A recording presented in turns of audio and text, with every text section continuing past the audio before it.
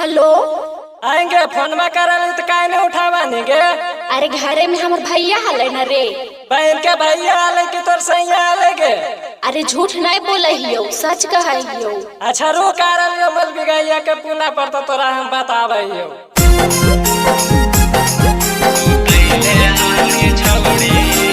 अनमोल recording studio Nalanda.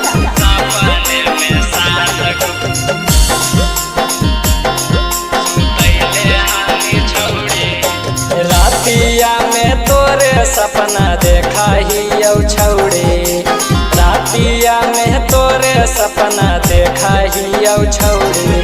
कि सपन में साथ गो सुतैले हाल छौड़ी। कि सपन में साथ गो सुतैले हाल छौड़ी। छौड़न सबके तू ही पिटावैले हाल छौड़ी। छौड़न सबके तू ही पिटावैले हानि छौड़ी। कि सपन में साथ को सुतैले हानि छौड़ी। कि सपन में साथ को सुतैले हानि छौड़ी। Presented by Anmol Films। सपन में साथ को सुतैले हानि छौड़ी।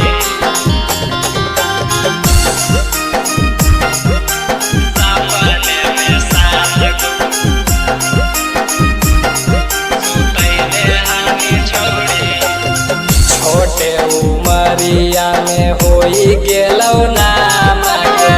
फेमस ही जिला भर में नाम से खेला गे।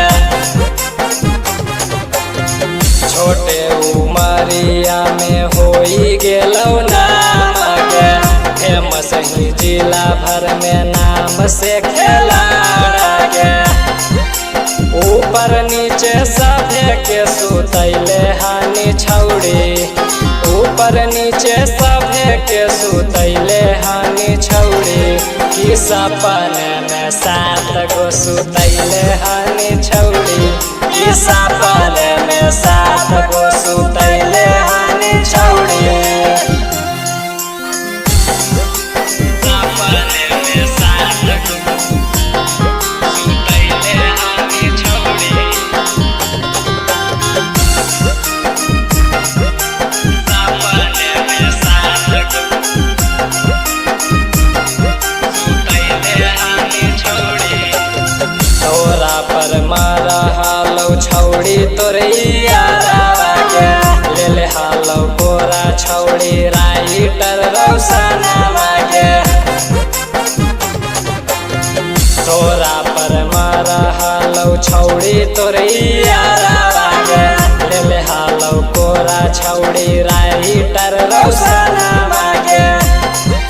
सन्नी लाल के बतिया बतावा हानि छौड़ी।